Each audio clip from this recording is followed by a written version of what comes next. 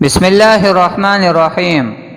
وظیفہ یا ودود، یہ اسم مبارک اللہ تعالیٰ کے محبت برے ناموں میں سے ایک ہے۔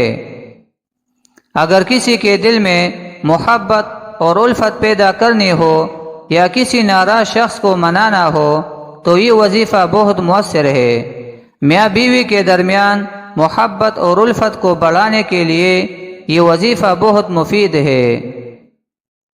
اس وظیفہ کا طریقہ یہ ہے کہ روزانہ 1000 مرتبہ یا ودود پڑھے۔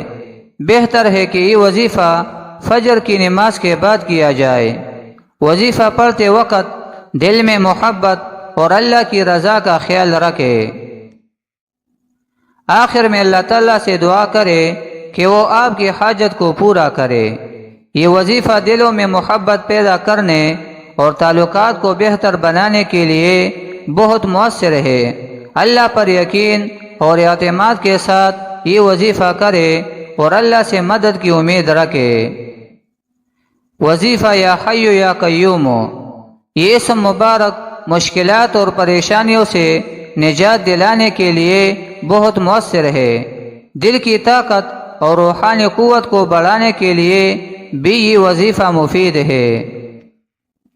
اگر کوئی شخص کسی مشکل میں مبتلا ہو یا کسی کام میں کامیابی چاہتا ہو تو یہ اسم پڑھنے سے اللہ تعالیٰ مدد فرماتے ہیں۔